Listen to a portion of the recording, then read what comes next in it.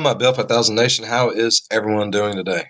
Hopefully, everyone's having a great day. If not, I hope it gets better from here. All right. Sorry about the time between videos. I lost power during the storm. It was out for like 2 days. It wasn't that long. Internet came out, went out. It came back on like 3 days after. Did a video. YouTube wouldn't let me upload it. Yeah, don't know why. Then we had to go out of town we had a death in the family and we had to go out of town. It was expected. I mean, we've known for past year, the past 6 months, we've all been helping and everything. But we had to go out of town for that. Got back Sunday morning like 3. And then I just spent the day watching everything to do with the Super Bowl and doing absolutely nothing else. Yeah. And now we're here. All right. So this one is titled The Worst Death Story on the Internet.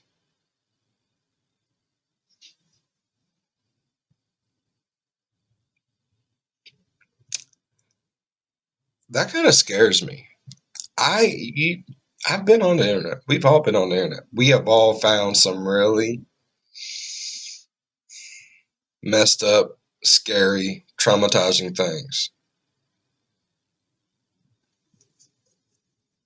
All right. All right. All right. Let's get into it. Go ahead, turn them lights down low, put on something comfy, cuddle up with someone special. I would say let's get spooky, but this is probably just going to be creepy as all get out. Let's get into it. Today, we're going to look at 3 places you can't go and people who went there anyways. But before we get into today's stories, if you're a fan of the strange, dark, and mysterious delivered in story format, then you've come to the right place because that's all we do, and we upload once or twice every week. So if that's of interest to you, please offer to do the like button's eyeliner, but use a wide tip black Sharpie. Also, please subscribe to our channel and turn on all notifications so you don't miss any of our weekly uploads. All right, let's get into today's stories.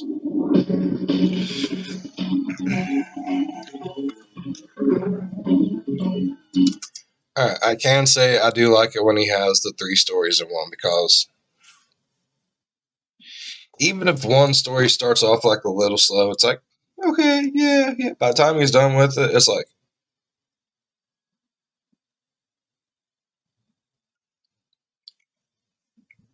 I missed the first one.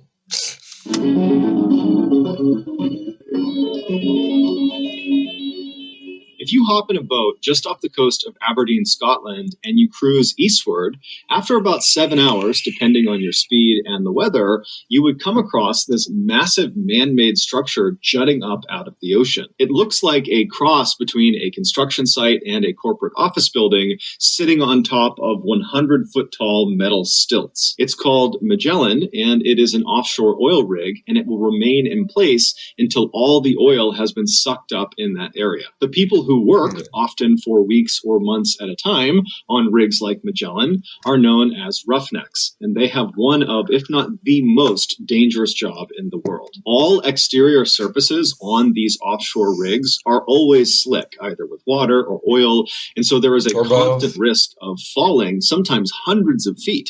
If you're up on a higher platform, you could fall to a lower platform, which could be fatal, or you could fall clean off the rig all the way to the ocean 100 plus feet below.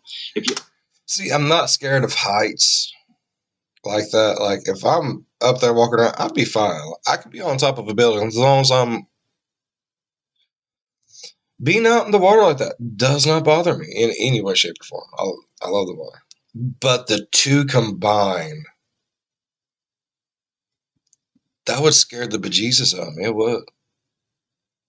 I mean, don't get me wrong.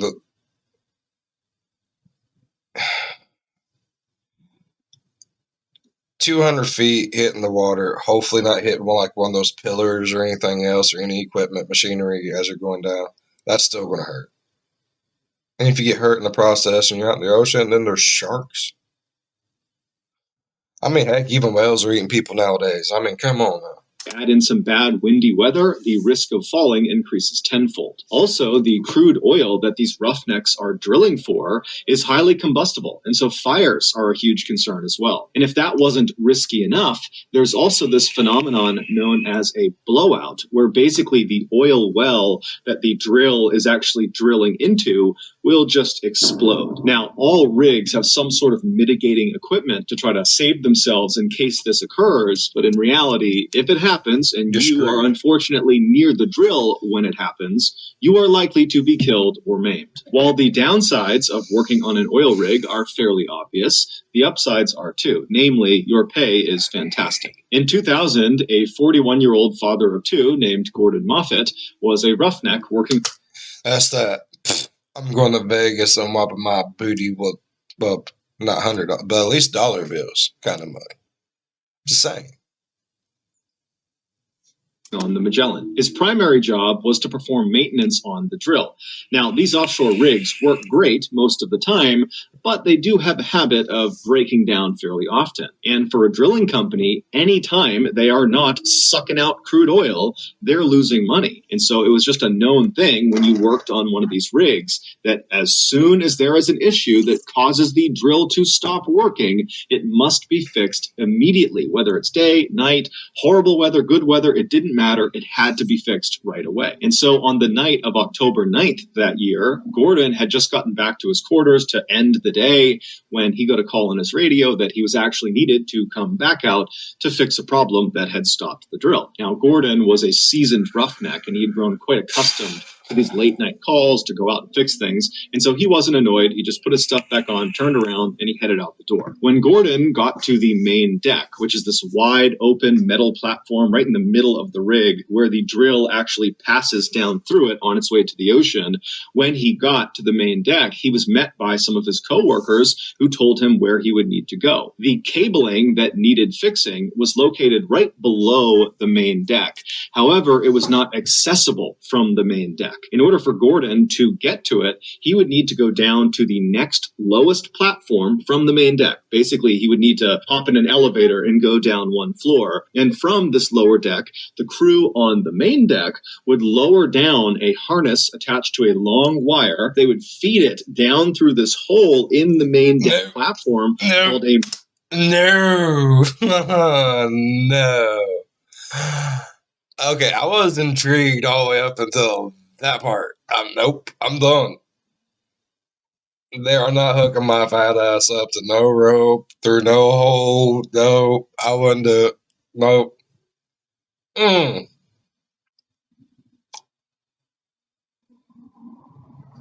Mouse hole. It was about 10 inches across, and they would feed it down, and he would grab the harness, he would put it on, and then he would signal up to the main deck crew who could literally see him through this mouse hole. They would turn around and they would signal somebody called the hoist operator, and they were located above the main deck, slightly back. They couldn't actually see Gordon, so they're relying on communications with the people on the main deck. And the hoist operator would start their winch, and a winch basically reels in the wire that was connected to the harness that was on Gordon. And so once the hoist operator was informed, he'd turn on the winch, and then Gordon would be raised up.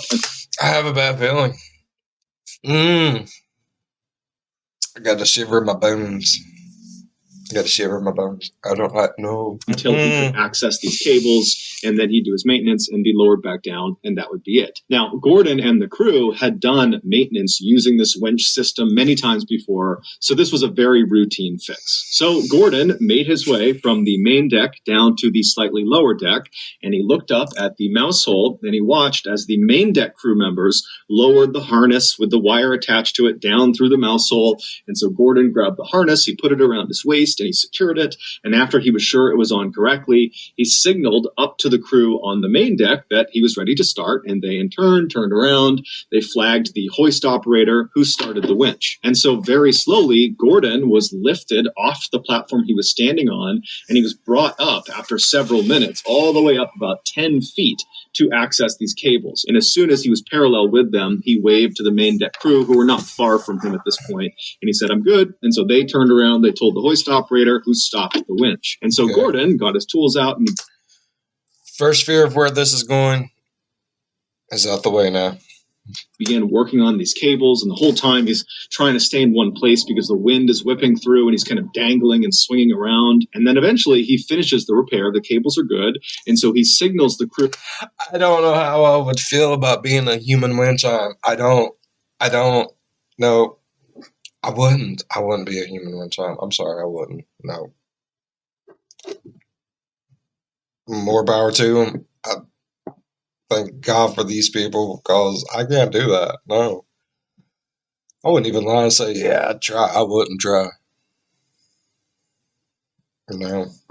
On the main deck through the mouse hole that he was good to go. You can lower me back down now. And so the main deck crew, they turn, they wave to the hoist operator to go ahead and lower Gordon. And the hoist operator, he gives the thumbs up and he starts the winch. However, the hoist operator accidentally forgot to switch the direction of the wind. This was my fear. Oh, shit. Oh. After he did a good job.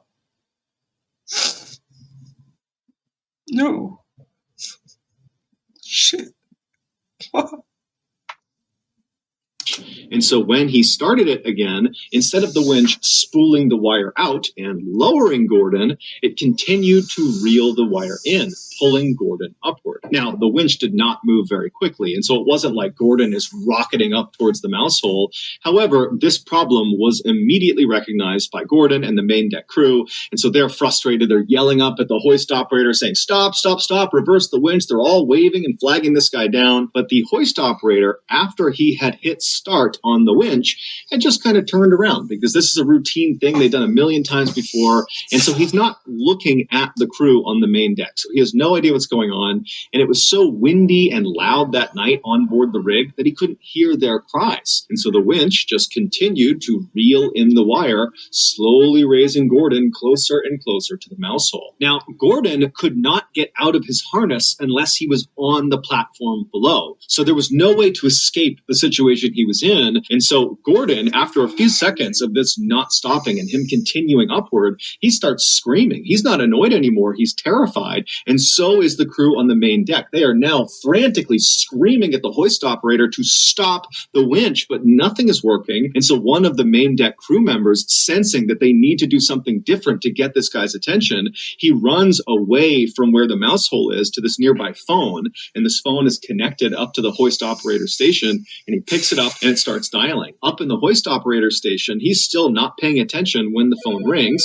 He grabs the phone, puts it to his ear, and immediately he's hit with screams to stop the winch. And so the hoist operator, totally confused, whips around and hits stop on the winch. But it was too late. Just a few moments earlier, Gordon had finally been pulled all the way up right to the entrance of the underside of this mouse hole. And as he reached this hole, he tried to position himself in a vertical position so that maybe he could slip his upper body into the hole and he could just kind of slide through the hole. He'd still be hurt by it, but it would limit the damage. However, because of his harness being on his waist right in front of him, he couldn't get himself into a vertical position. He could only lay back in a horizontal one. And so when he reached the underside of the main deck and he's looking right at this mouse hole, he just put his arms and his legs out and tried to push himself back as if he could fight the winch and keep himself from going into this hole. But there was nothing he could do. And so his pelvis first was pulled into the hole. And as his body begins to literally break in half, he's screaming out in pain. And then by the time the hoist operator had hit stop, Gordon was already deceased. And only a section of his torso actually made it up through the hole. Gordon's company was found guilty of being blatantly delinquent on many safety protocols. Nope.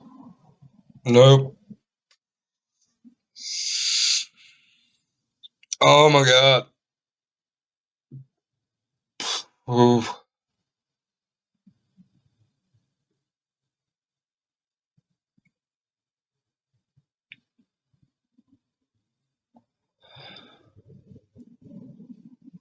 Why didn't they run and get the phone sooner?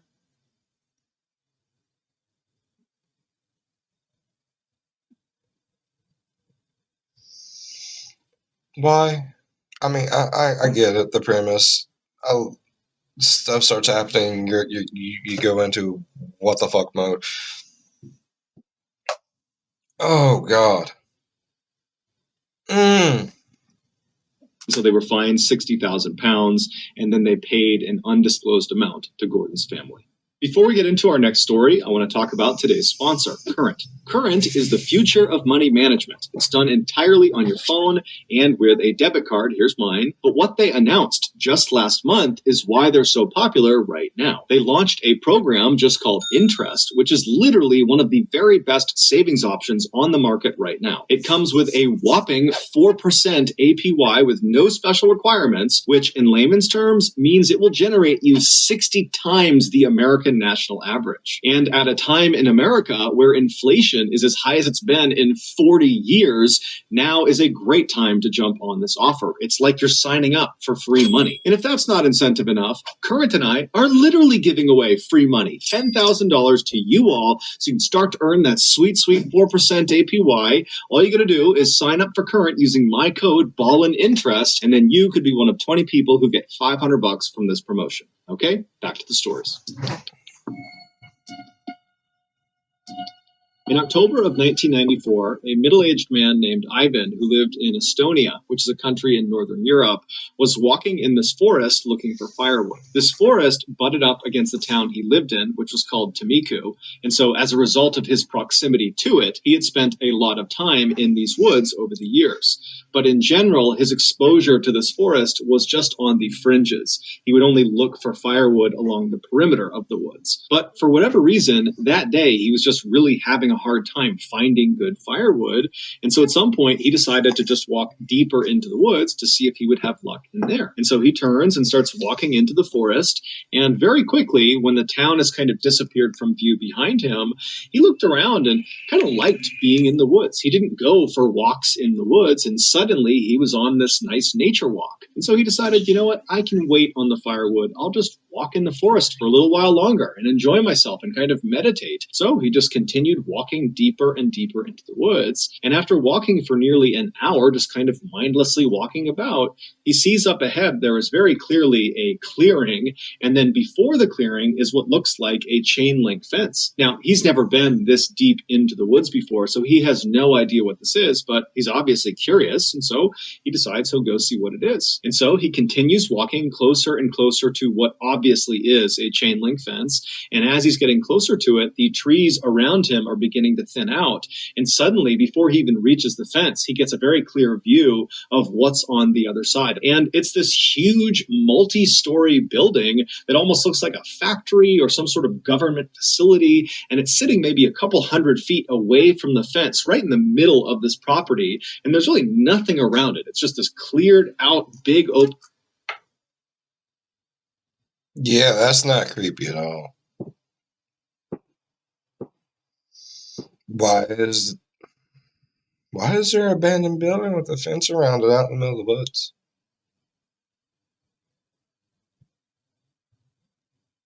I'd be curious. I'm not even gonna lie. I would. An area with this big building right in the middle, and there's a fence all the way around it. And so Ivan is totally intrigued by this, and so he walks right up to the fence, he grabs onto it, and he tries to look and figure out what this building is, but there's no clear signage on it, and there's no people anywhere. It's completely barren. There's nothing but this building. And then he notices there's obviously graffiti on the sides of this building, and the doors and windows appeared to be boarded up. And so this building, whatever it is clearly abandoned. And the first thought that goes through Ivan's head is scrap metal. Times were tough for Ivan and his family. And so he and his two brothers, they all lived together. They would go out and they would steal scrap metal and sell it for a little bit of extra cash to make ends meet and provide for their big family. And so he's looking at this big building thinking, you know, if I can get in there, I guarantee you there is some metal that I can steal and I can sell. And so Ivan stayed at this fence just kind of staring at this building for a little while longer and continued to look around to make sure there weren't any people that he hadn't seen before.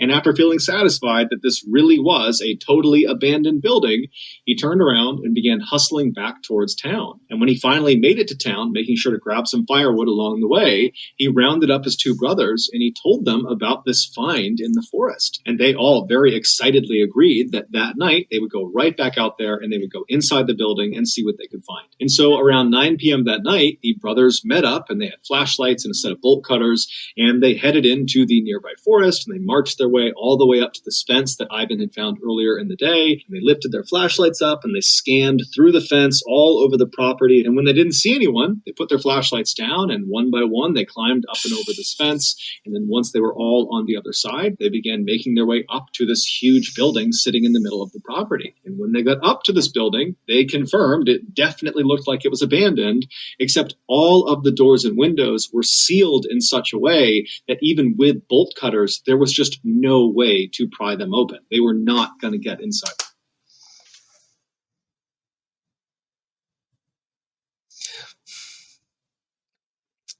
A building surrounded by a fence in the middle of the woods with the doors and windows boarded up to where you can't get in. There's a reason for that. I'm just saying.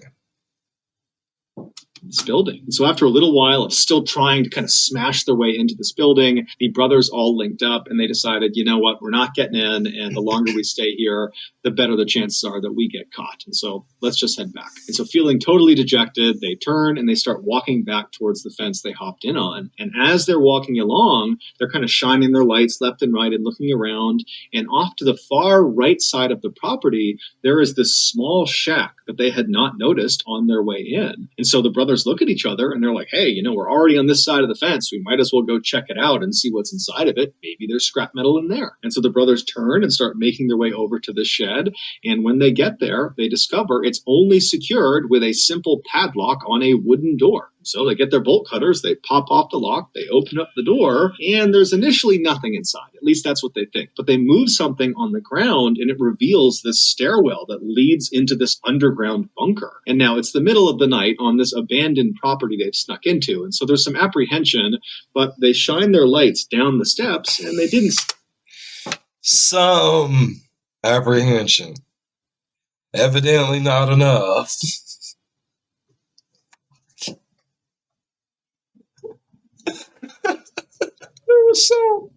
There was some, you know, in the middle of the woods, with a fence around it, abandoned. You can't get into. Everything's boarded up. It's middle of the night. Oh, there's a building we never noticed before. There's a stairwell that goes underground in this dark, creepy, probably a serial killer birthing place. Little apprehension. Any immediate hazards, and they're thinking, you know what, this is an adventure, let's go down and see what's down there. And so they all went down the steps, and when they got down to the bottom, they turned the corner and they shined their light to see what's down here. And what was down there was this huge cellar that was full of scrap metal. There was metal all over the ground, and then there were also these shelves that went as far back as their lights could shine. And on the lower shelves, there were these weird square metal boxes that almost looked like briefcases. And then above those, on the top shelf, were 55-gallon aluminum drums. And in the brothers' experience, these drums were very, very valuable. Except they needed to make sure they weren't full of some liquid, because if they're full, they weigh like 500 pounds, and there's no way they'd be able to get them out. And then trying to open them up and spill whatever's inside of them is hazardous for a lot of reasons.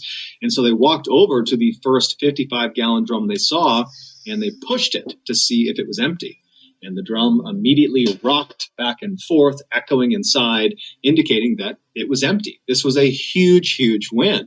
And so the brothers are totally amazed. They grab this first drum, they pull it off the shelf, and they wheel it over to the base of the steps. And then they go back to get another drum off the shelf, and they reach up, they grab another empty drum, and as they're pulling it off, it dislodges another 55-gallon drum that was nearby that was full of some liquid. So it weighed 500 pounds, and it comes crashing off the shelf, and it lands on Ivan's leg, pinning him to the ground. And immediately, the two other brothers pulled the drum off of Ivan, but it was obvious there had been significant damage done to his leg. Ivan couldn't even stand up anymore. And so the brothers are looking around thinking, man, this is an amazing haul, but if Ivan can't even walk, I mean, it's going to be a nightmare trying to haul this metal back while also supporting Ivan. And so they decided they would... throw him in a drum, poke a few holes in it, and rolling. Problem solved. We was all thinking it. I said it, but we was all thinking it. Leave now, and they would wait for Ivan to heal up, and then they would come back and they would collect their amazing haul. And so the brothers, they reached down and they picked up whatever pieces of metal they could to just kind of stuff in their pockets. And then the two brothers supported Ivan and carried him up the stairs. And then they very slowly walked their way over to the fence. And then somehow the three of them got up and over the fence. And then very slowly they made their way all the way through the forest back to Tamiku. And when they got there, the two brothers helped Ivan get into his house, and they put him in his bed, and then Ivan went to sleep. The next morning, when Ivan got up, he was expecting to feel better, but in fact, his leg felt exponentially worse. And then over the course of the next 72 hours, Ivan still believed if he just gutted it out and he waited, his leg would get better. But it just got worse and worse and worse. And so 4 days after this leg injury, Ivan was in so much pain, he couldn't do anything. And so he finally decided he had to go to the hospital. And so when he gets to the hospital, the doctor asks Ivan, what happened to your leg? And Ivan would tell him that, I was in the woods and a tree fell on my leg, because he didn't want to admit to trying to steal scrap metal. And so the doctors, they accepted this. It seemed totally reasonable based on what his injury looked like. And so they admitted him to the hospital. They put him in his hospital room. And right away, the doctors and nurses began administering all the treatments and things they would do for a crush injury. But it seemed like nothing was working. Over the course of the next several days, Ivan complained endlessly of the pain in his leg getting worse and worse and worse. And the swelling was going up. And overall, Ivan's health just continued to deteriorate over his stay in the hospital. And then a week after... What was in the barrel? What was in the barrels? Where's the place? Oh my God, Mr. Ballen. Too many questions. Being admitted to the hospital, so roughly 10 or 11 days after he was hurt, the doctors walked into his room and he was dead. His kidneys had just abruptly failed, and the doctors and nurses had absolutely no idea why. And so they told the family, we don't know what happened to him. And so the family just had to collect Ivan's body, and they had a funeral for him. But they're all thinking to themselves, how could this have happened? He hurt his leg and then his kidneys failed? It didn't make any sense. But before they could get any clarity on that, they were dealt another tragedy. The beloved family dog just kind of abruptly died. It was young, it was healthy, and so just like Ivan, it was like this totally unexpected death. And so once again, the family's asking, what's going on here? And then just a couple of days after that, Ivan's stepson came downstairs one morning complaining of feeling sick. And when his family looked at his hands, they were blistered and covered in boils and looked like he had just reached his hands into a fire or something. Radiation poisoning. Was it a watch factory? Or maybe something that made like weapons during a war or something? It sounds like radiation poisoning. But he would tell his family, I didn't do that. I don't know what's going on with my hands. I don't know why I feel so sick. And so the family rushed the boy to the hospital. And naturally, the doctors asked him, how did your hands get this way? What happened to you? And the boy would say, I don't know. But over the course of this initial discussion with doctors, the boy would tell them that over the last couple of days, he had been sifting through his stepfather, Ivan's possessions, and he had actually been using some of Ivan's tools from his toolbox. Now, the doctors were already aware of the strangeness around Ivan's death, and they were aware of the sudden passing of the family dog, and now they're seeing this boy who is showing up with these strange symptoms for no particular reason. And so the doctors knew something was off. And so on a hunch, they contacted the authorities and they told them what they thought. And then later that day, the authorities showed up at Ivan's family's house. And when they got out of the car, they were covered head to toe in white hazardous materials suits. And they told the family to evacuate the house for their safety. And then these people in suits got out these special wands and tools, and they marched into the family home, and immediately all their equipment led them to this one particular closet near the kitchen. And when they opened it up, in the closet was Ivan's toolbox, the same one the boy had been handling over the past couple of days. And when they opened that up, they found there were lots of normal tools you would expect inside of a toolbox, and they discovered one strange piece of scrap metal. It was the only piece of scrap metal that Ivan had grabbed off the floor of that cellar and tucked in his pocket before he and his brothers had left. And then after Ivan had passed away, his stepson had been going through his things and he had discovered this piece of scrap metal. And for whatever reason, he had transferred it from the jacket to Ivan's toolbox. What Ivan and his family didn't know was that that piece of metal was extremely dangerous because it came not from some abandoned building on some abandoned property in the middle of the forest. It came from an abandoned nuclear waste storage facility. That is what Ivan and his brothers had snuck onto. But because Ivan and his brothers had hopped over that side fence, they didn't see any of the warning signs that are posted on the front of the front gates telling people to stay back. Inside that cellar that the brothers were in, they should have those all around the fence. I'm sorry. You shouldn't just have them on the entrance. I'm pretty sure you're supposed to have them everywhere. Just in case, you know. Right? Right? Maybe. I might just be stupid, but I'm pretty sure when it comes to, you know,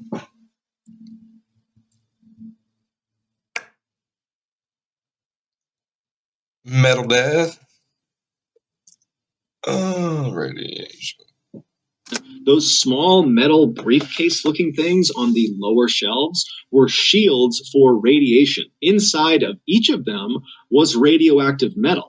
And when that full 55-gallon drum came crashing off the shelf and smashed into Ivan's leg, his leg was not the only thing it smashed into. It smashed into one of those metal briefcases and broke it open, sending the radioactive metal inside of it flying out, and it landed right next to Ivan on the ground. And so when the brothers scrambled to pick up whatever loose scrap metal there was on the ground, Ivan unfortunately grabbed one piece, and it was the radioactive one. By the time Ivan finally got back to his house, he was actually already dead. He just didn't know it yet. That piece of metal had been inside of his jacket pocket, and it had been pressed against his body long enough that he had been dealt a fatal dose of radiation. There was nothing anybody could have done, even if they knew what had happened to him. As for the dog, it used to sleep on Ivan's jacket, and it did so when this piece of scrap metal was inside of it, and so it too died of radiation poisoning. As for Ivan's stepson, the puppy died because he loved him. That's booty.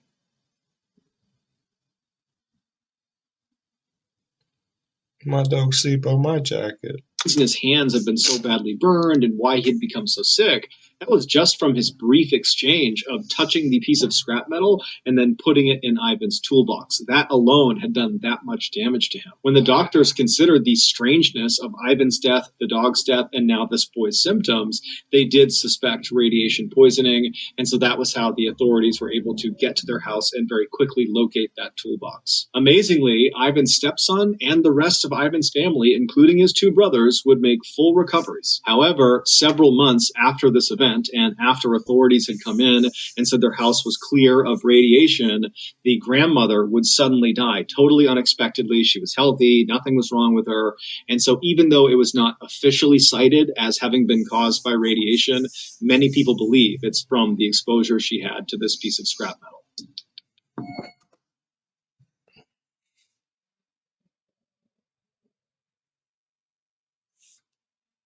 I knew it was going to be something crazy, though. I didn't know exactly, but I thought radiation.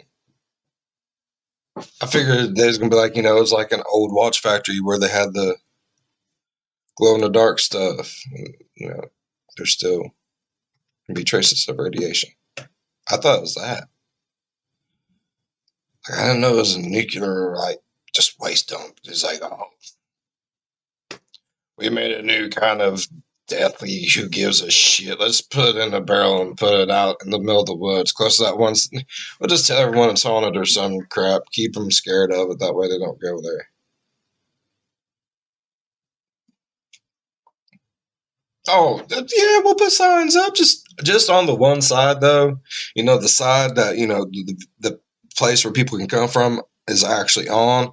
We won't put none on that side, you know, just in case, because, you know, who cares? If you're stupid enough to go into the woods that could be haunted. Sorry, I ran it a little bit. My bad.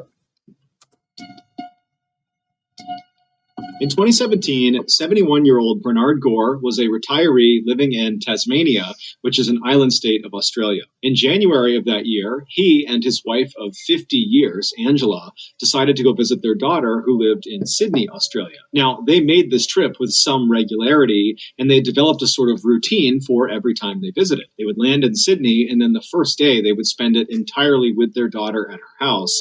And then the next day, Angela would get up early and she would head out into town and do some shopping on her own. And then sometime in the afternoon, Bernard would head out and he would meet up with her for lunch at a very popular spot. It was called the Westfield Center Mall, and they had an amazing food court. So on January 5th of that year, Bernard and Angela, they land in Sydney, and like they always did, they went straight to their daughter's house and they spent the day with her. And then early the next morning, Angela got up and she headed out to do her shopping. And before she left, she confirmed with her husband that they would meet up for lunch at Westfield Center Mall. Now, as it happened that day, Angela actually chose to do her shopping at Westfield Center Mall. And so she was there around lunchtime when she was supposed to meet Bernard. And so when she looked at her watch and she realized it was time to meet him, she just simply stepped out of the shop she was in and headed over to the food court. And when she got there, she found their meeting spot. It was in front of one of their favorite restaurants. And she sat down and then she scanned around looking for her husband. But inside of this busy food court, she couldn't see him. And so she looked at her watch again and she realized she was a couple of minutes early. And so she grabbed a menu and she began looking for what she was going to order while she waited for him to show up. But 15 minutes would go by and Bernard would not show up. And so now he was late. And so Angela, at this point, she pulls her phone out and she tries calling her husband, but he didn't answer. However, that was kind of common for Bernard, so not necessarily a red flag. Angela would continue to... See, that's what scares me about my dad. My dad's like that. He don't answer his phone. You can call him. He can have it right there in his pocket. Like, literally, I've done this. I've called him, looking for him in Lowe's. And what I did was I listened for his phone to ring, and I followed that. Mofo didn't even take it out of his pocket, see who was calling. So something like Dad would disappear, and we're like, oh, he's not answering. We wouldn't think nothing about it. We wouldn't. It's like, he never answers. It's not really unusual. Well, it scared me if he did answer. By calling her husband for the next several minutes, and each time he would not answer. And so eventually Angela just gets frustrated and she's thinking to herself, maybe he just got sidetracked and he's walking around the mall somewhere because Bernard was known for being a big window shopper. And as soon as Angela thought that, she was like, that's got to be it. And it was so frustrating for her that he had just totally blown off their lunch date. And so she stands up, she abandons her table, she's totally annoyed, and she heads out into the main shopping area to go find her husband. And so she's walking along, looking in each of the windows, expecting to see her husband. And at the same time, she's looking over her shoulder back towards the food court to see if maybe Bernard had shown up. But after 30 minutes of wandering around kind of right near the food court and not seeing him anywhere, Angela thinks to herself, you know what?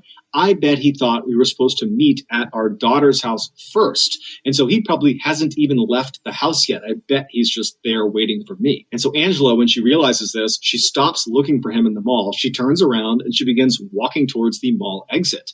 But before she reaches the exit door, a terrifying thought crosses her mind. What if Bernard got confused and has no idea where he is right now? A recent unfortunate development for Bernard was that he was showing early signs of dementia. It hadn't fully taken a hold of him yet, but he was clearly starting to forget things that he shouldn't. And so What? Oh, God, this is a whole new ballgame. My grandmother had dementia. She had Lewy bodies dementia. Whatever the dementia is, it has Parkinson's that goes with it. I mean, this would eventually kill her because anytime the dementia would get better, the Parkinson's would get worse. Anytime the Parkinson's would get worse, the dementia would get better. But oh my God, it got crazy, bro. It did. Like I guess back in the day at my grandmother's house, there used to be a farm with cows because she was vividly explaining the cows that she was seeing. And I'm like, no, Grandma, that's a park now. Those are kids playing. Well, how fat are those kids? Average, I don't know. Not big enough to count. Oh, it was bad. Like, She freaked out, didn't know who I was there for a little bit, as we had some people in painting the house because things was getting a little bad for her, and we was asking the doctor, what's some of the things that we can do to help. He was like, paint the inside of your house brighter colors, all that good stuff. That's what we did. Oh, I guess she was getting me confused with some of the painters. I don't know. All I know is I had a very heavy glass thrown in my face. It literally bounced off my eye, hit the table, and like put a big old dent in the table. Oh, it hurt. There was blood everywhere. Love her to death, though. I mean, I did. She was my grandma. Crazy, I bet. But yeah, that dementia. Oh boy, that's some shit, bro. As soon as Angela thought of this, she went from being annoyed with her husband to being very worried about her husband. And so she sped through those doors outside and speed walked all the way back to her daughter's house, which was not far from the mall. And the whole time she's walking, she's telling herself she's going to walk inside and she's going to see Bernard. He's going to be in the house. But when she got to the house and went inside and saw her daughter said, "No, Dad left about 2 hours ago to go meet you. I haven't seen or heard from him since." Now, of course, both of them were extremely worried for Bernard, but they decided to just stay calm, that the best thing they could do right now would just be to stay put, stay at their daughter's house and wait for Bernard to eventually come back, because the only other logical place he would go would be his daughter's house. And so they sat at the house just kind of waiting, looking at the... But if he doesn't know what's going on, he might not even remember where his daughter's house is. He might be looking for like an old house from when he was a kid and just be like, I don't know. You gotta take logic out the door sometimes. Like, you do. When dementia's involved, logic don't matter. I ain't gonna lie. Mm-mm. No.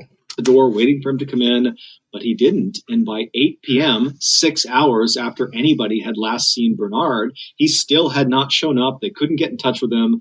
And so Angela called the police and reported him missing. Immediately, the police contacted the Westfield Center Mall security team and said, "Hey, we're looking for this guy." And they went right down to the food court where Bernard and Angela had said they were going to meet. And the mall security team walked all around, and they walked into all the nearby shops and kind of scanned the immediate vicinity near their meeting spot, but they reported back to police that there was no sign of Bernard. And they would also tell police that after reviewing their camera footage, and this mall had hundreds of cameras covering every angle, inside and out, I mean, everything was covered. They would tell police, after reviewing the footage, we didn't see Bernard enter or exit the mall at any point today. He was not here. And so the police, they take this information and they go back to Angela that night and they say, "Hey, look, we talked to the mall, and based on their security footage, they have no record of Bernard ever being in the mall. Do you have..." And yes, I'm still drinking coffee. You know how you have them all day coffee drinking days? This has been an all week coffee drinking week. I'm just saying. But yeah, okay. He might just be okay. When my grandma was diagnosed with it, they said, she's going to have to go into a nursing home. She really, really didn't want to, because, that's all that was wrong with her. She was starting to get dementia. So I moved in with her because they said that'd be the only way she could stay home. And the doctor said, go take your CNA courses, go and take LPN courses and stuff like that. Because when she starts getting really bad off, that'll be the only thing that keeps her from going to a nursing home, is that you're certified. So that's what I did. I went back to college, got my nursing degree, helped take care of her. Oh, it was scary, because when we first found out, it was like, what are we in for? You don't know. And we'll come to find out, what we was in for was she would get very violent, but most of all, she would wander all over the place. Like, we found her one time at my Papa Lunsford's farm from way back in the day. That's not even a farm no more. Like, just out there going through the motions of working, picking corn and stuff. we didn't know where she, like, we was looking for all the places we knew. I didn't think, what about places from when she was younger that's popping up into her head, like, it should be the now. That's when it gets scary, because you're like, no, she could be anywhere, no. She could be at any time, even in her own head. It could be way back when. She might not even know I was even born. I'm not going to try to calm her down. And then you go on a downward spiral. But, oh, I got some stories.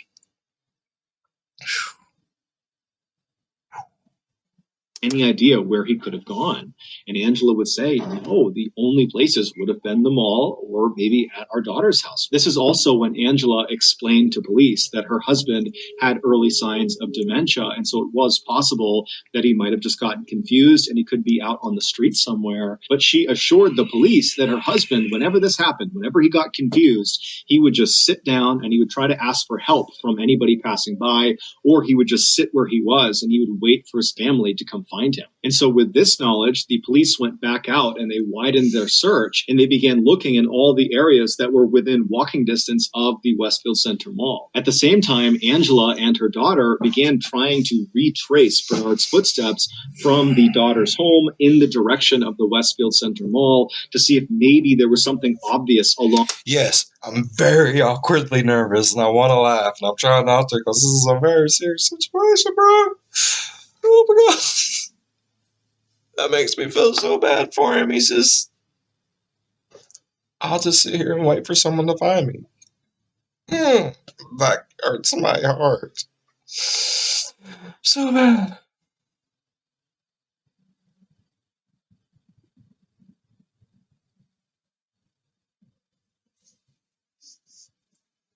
Oh, God. On the route that might have sidetracked him and kind of led him astray, and that maybe he'd be somewhere else in those directions. But it's dementia, not ADD. He's not going. No. As they were walking around, there really was nothing that stood out to them. And then eventually it just got too dark out and they had to just turn it in and go back to their house and hope that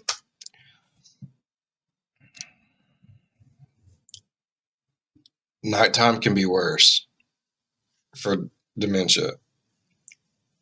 Like, you have sundowners dementia where things really get, whew, yeah, that sun goes down. It really could get worse. Like, the next morning when they got, I know this is going to end bad. I'm still nervous. I'm nervous. I am. I'm hoping that, but it is. It is. The police would have found Bernard and that he was okay. But the next morning when they got up, the police had not found Bernard. There was no sign of him. There was no clues, nothing. And unfortunately, over the next several weeks, there was no sign of Bernard. Nobody knew what happened to him. On January 27th, so 3 weeks after Bernard had gone missing, a maintenance worker at the Westfield Center Mall was walking down the staff-only passageway. It was basically like this tunnel with no windows, all concrete, that kind of looped around the outside of the mall to help workers get to and from certain locations in the building. He's walking down this passageway when he looks down this one hallway that was very rarely used, and he sees at the end of it, barely lit up from the lights inside, there looks to be some equipment kind of propped up against the wall. And he's thinking to himself, there's no reason someone would leave their equipment at the end of this very rarely used hallway. It didn't make any sense. And so he decided to walk down and see whose equipment it was. And so he's making his way down and he's getting closer and closer, and he still can't quite figure out what it is. The lighting's not great. But when he gets close enough to see what it is, he stops where he is, he turns around, and he runs back down the hallway. He finds the nearest exit, he goes outside, and he calls the police. Back on January 6th, on the day that Bernard and Angela were supposed to meet up for lunch, Bernard did leave his daughter's house and he walked straight to the mall, and he got there. He arrived at the Westfield Center Mall and was picked up on camera walking into their food court. But the staff at the mall who reviewed the footage for police, they only looked at a handful of cameras. There's hundreds of cameras. They only looked at a couple, and so they missed this crucial footage of Bernard. And what the footage would have shown them was Bernard making his way into the food court ahead of Angela. Angela's nowhere to be found. And Bernard, instead of sitting down at their meeting spot in front of this restaurant, Bernard suddenly looks like he's confused, and he turns and he walks to this emergency exit door. He presses it in, he steps inside, and the door shuts behind him. Now, the Westfield Center Mall is not your average mall. It is massive. There are 6 floors to it, nearly 300 shops and restaurants. But what truly makes it massive is something that the public doesn't usually see. And that is, behind staff-only doors and emergency exit doors like the one Bernard had just gone through are nearly 8 miles of windowless concrete, narrow stairwells and tunnels that loop all around the outside of the building. And once Bernard had gone through that emergency exit door and that door had shut and locked behind him, the only way for him to return to the food court and meet his wife would be if he completely exited the mall and looped all the way back around. But in order to exit the mall from where he just entered, he would need to go to a very specific exterior fire exit door that was several floors below him, and to get to it required following this very confusing signage on the walls. And so if you did it correctly, you would basically go down the hallway, find this particular stairwell, you'd go down a couple of levels, and then at some point, without really any signage, you would get to the appropriate floor and you'd go down the hallway into this maze of more hallways, and then finally you'd reach this kind of nondescript exit door, and that would be your exit. Finding your way from where Bernard entered all the way to the exit of the mall would be challenging for someone thinking clearly, and clearly Bernard was not. Bernard was confused and likely really didn't understand where he was or what. That's such bullshit. Oh, that pisses me off. It really does. Like, oh, there's a elderly man missing. Today I feel like doing my job, half-assed. I'm just gonna watch those cameras. Not you, camera. Not you. Just you.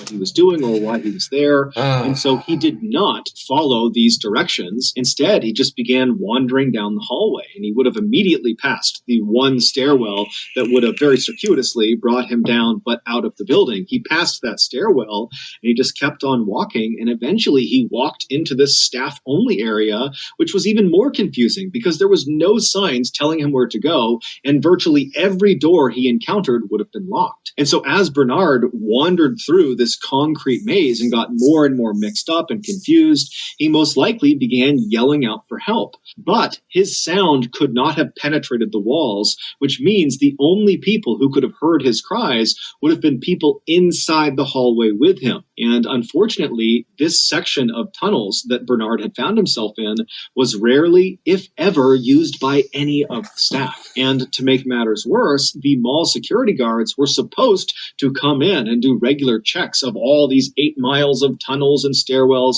specifically to see if people got lost in them. But over time, the security guards kind of stopped doing that. And there were no security cameras inside of this particular segment of tunnels that Bernard found himself in. And there was no cell phone reception. So had he tried calling anyone, it wouldn't have worked. And so truly, Bernard was on his own. And so after several hours or days of Bernard aimlessly wandering around this maze, hitting dead end after dead end and reaching locked door after locked door, Bernard at some point turned a corner and looked down at the end of a hallway, and he saw there was a chair up against the side of the wall.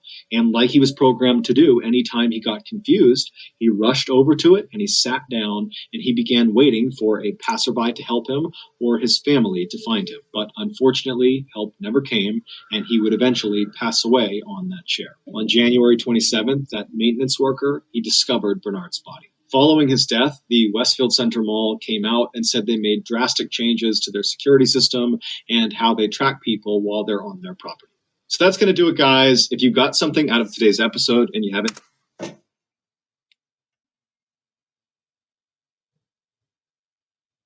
That was actually really, really sad. I gotta go now and cry ever so tenderly into my pillow. Wow. All right. Once again, I am very sorry for the gap in between videos. It's been a crazy year so far. I don't like it. I don't like it at all. All right. If you enjoyed today's video, think about leaving a thumbs up. And if you're a fan of the scary, spooky, strange, or deranged, think about subscribing. As always, be good to one another. I'll see you in the next one. Bye-bye. So sad. Why?